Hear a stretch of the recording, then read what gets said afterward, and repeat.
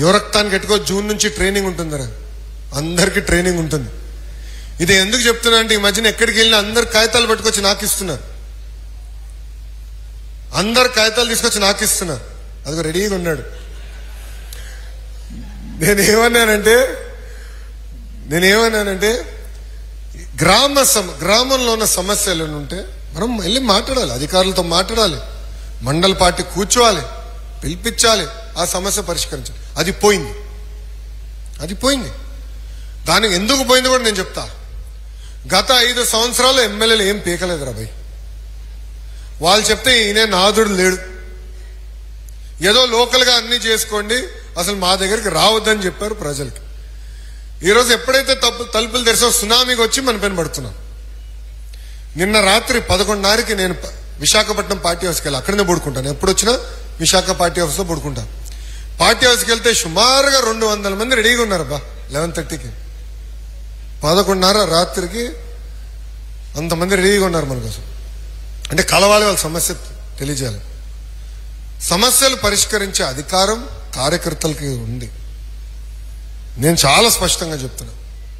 VRO గాని, MRO గాని, RDO గాని చట్టపరంగా ఏమి చేయాల్సి ఉందో వాళ్ళు చేయాల్సిందే, ఇంక్లూడింగ్ పోలీస్ సోదరులతో సహా. ఇది చాలా స్పష్టంగా నేను ఇన్ఛార్జ్ మంత్రి గారు కూడా చెప్తాం జరిగింది. ఈరోజు మంత్రి గారు నేను కోరతాం జరిగింది, డిస్కస్ చేశాం.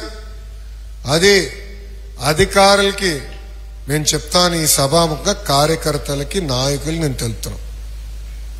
తెలుగుదేశం పార్టీ కార్యకర్తలు కబ్జాదారులు కావు.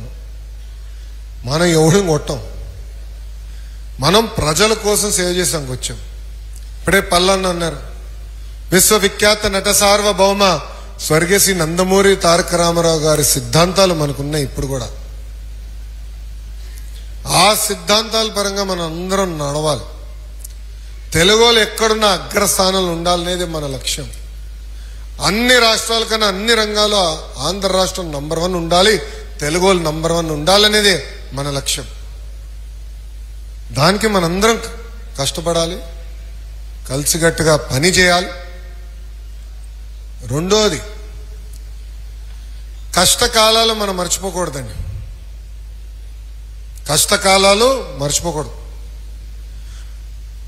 ఈరోజు ఎస్పీ గారు వస్తే నేను చెప్పా, 90% మీ పోలీస్ సిబ్బందిని తీసుకుని వెళ్ళండి సార్, మాకు ఇంతమంది అవసరం లేదు, మా కార్యకర్తలు ఏం చేయరు, వాళ్ళని కలిసిదాకే వస్తున్నారని. ఇదే పోలీస్ సోదరులు గతంలో మన ఇంటి నుంచి బయటికి రావాలంటే మన గేట్కి తాడు కట్టారు. చంద్రబాబు నాయుడు గారు ప్రజల సమస్యలపైన పోరాడడానికి వస్తే విశాఖపట్నం ఎయిర్పోర్ట్ నుంచి బయటికి రానిలేదు. రామ్ తీర్థానికి అంటే రాముడు తల తీయేస్తే ఏకంగా ఆనాడు రామ్ తీర్థానికి వెళ్ళాలంటే స్వయంగా ఎస్పీనే టిప్పర్లు పెట్టారండి, అడ్డంగా రోడ్లపై టిప్పర్లు పెట్టి బాబు గారిని ఇబ్బంది పెట్టారు. ఒకడు పెద్ద పోటుగాడు అనుకున్నాడు, బాబు గారు పైకి వెళ్ళి కిందికి వస్తుంటే ఎదురలేదని ట్రై చేశాడు. అఫ్ కోర్స్ అతనికి ఇప్పుడు అడ్రస్ లేదు, రాజీనామా చేసి పారిపోయాడు అనుకోండి.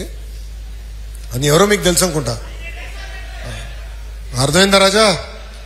గుడ్. సో ఇట్లా ఏంటంటే కష్టకాలాలు మర్చిపోకూడదు. 53 రోజులు చంద్రబాబు నాయుడు గారు బంధించారండి. ఈ రోజు కూడా బాధ నాలో ఉంది, నేను మర్చిపోలేదు. మళ్ళీ కలెక్టర్ కాన్ఫరెన్స్ జరిగితే ఎస్పీలు అందరూ వచ్చారు. నాకు మొదటిగా వచ్చింది కోపం వచ్చింది. అంటే ఇదే కాకి డ్రెస్ కదా మన ఆపింది, ఇదే కాకి డ్రెస్ కదా పాదయాత్ర చేస్తే స్టూల్ లాక్కున్నారు, మైక్ లాక్కున్నారు, మా కుర్రల్ని కొట్టారు. సో మంచి రోజులు వచ్చినాయని కష్టకాలాలు మనం మర్చిపోకూడదు. మనస్పర్ధలు ఉండొచ్చు, చిన్న చిన్న సమస్యలు మనలో ఉండొచ్చు, ఒక్కొక్కరికి డిఫరెన్స్ ఉండొచ్చు. కానీ కలిసికట్టుగా పోరాడపోతే గతంలో ఎలాంటి పరిస్థితి వచ్చిందో అదే పరిస్థితి మళ్ళీ రావచ్చు. అది మనం మర్చిపోకూడదు. ఇదే గుర్తుపెట్టుకోవాలి. సమస్యలు ఉన్నాయి కాదని నేను అన్నట్లు. ఇప్పుడే ఇన్ఛార్జ్ గారు చెప్పారు,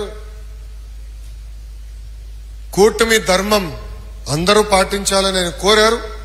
దాంట్లో ఎలాంటి సందేహం లేదు. పల్లా శ్రీనన్న నాయకత్వంలో కమిటీ పనిచేస్తుంది. పల్లన్న నాయకత్వంలో మన నియోజకవర్గంలోనే కాదు అన్ని 175 నియోజకవర్గాల్లో కూటమి ధర్మం పాటించే బాధ్యత మేము తీసుకుంటాం. అది సాధించాలంటే మీరు కూడా ఎమ్మెల్యే గారితో కూర్చుని ప్రతి వారం కూర్చోవాలి. ఇప్పుడు నేనున్న మంగళగిరి నియోజకవర్గం నుంచి గెలిచిన తర్వాత నేను వదలనా. జనసేన ఇన్ఛార్జ్ గారు ఉంటారు, వారానికి ఒకసారో 15 రోజులకు ఒకసారి మేము కలుస్తాం, కూర్చుంటాం. ఆయనకైనా ఇష్యూస్ ఉంటే చెప్తాడు, నేను మాట్లాడతా, ఆయన మాట్లాడతారు. నేనన్నా ఆయన కన్విన్స్ చేస్తా, ఆయనన్నా నన్ను కన్విన్స్ చేస్తారు. ఒకవేళ ఇద్దరం కన్విన్స్ కాకపోతే మళ్ళీ ఒక వారం తర్వాత కూర్చుందాం, వివరాలు ఇవ్వండి అని చెప్తాను, మళ్ళీ వారం తర్వాత కూర్చుంటాం.